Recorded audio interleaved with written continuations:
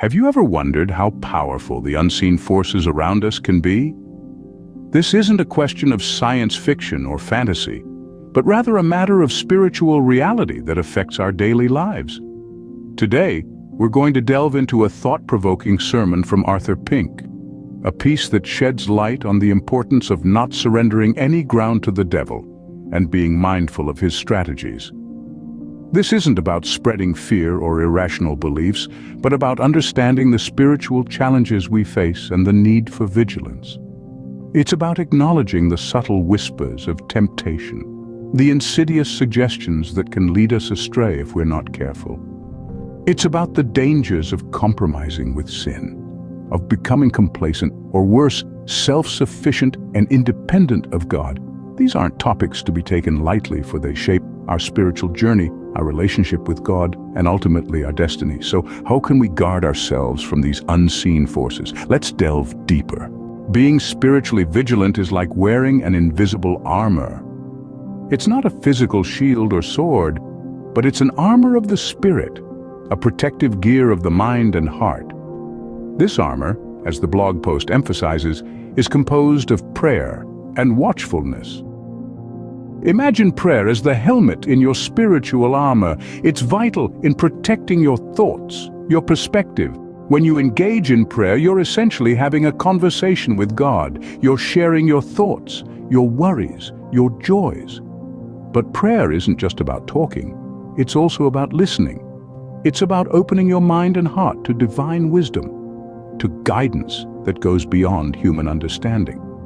Now, watchfulness is like the shield in your spiritual armor. It serves to guard you from the devil's tactics. The devil can be crafty, using subtle ways to lead us astray.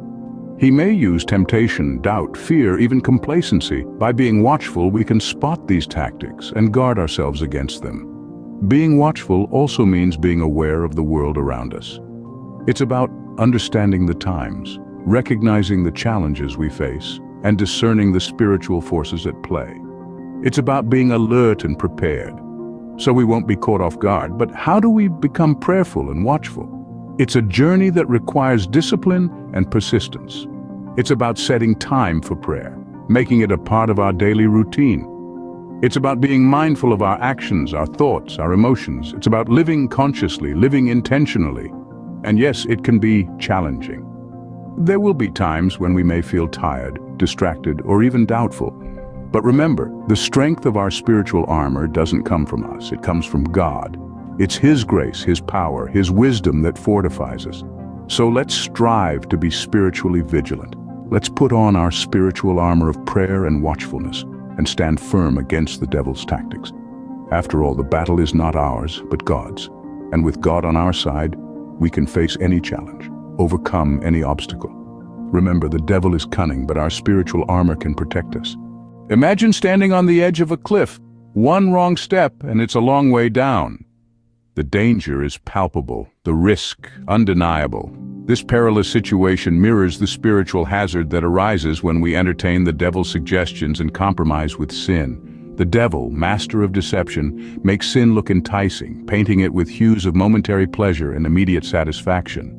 But beneath the facade, it's a treacherous path leading to spiritual downfall. When we listen to the devil's whispers, we're essentially stepping closer to that cliff's edge, compromising our spiritual health and well-being. Sin might seem harmless at first, like a small step towards the edge, but each compromise, each concession we make pushes us further, making it harder to retreat to safety.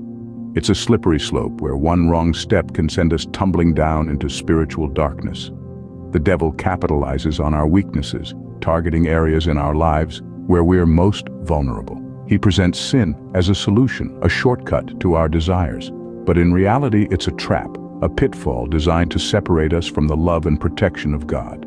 The danger of compromising with sin is not just about the immediate consequences, but also about the long-term damage it causes. It weakens our spiritual defenses, making us susceptible to more sins, more compromises. It's like a small crack in a dam that eventually causes the entire structure to collapse. And once we start compromising, it becomes a habit, a pattern that's hard to break. We become desensitized to sin, losing sight of its destructive nature.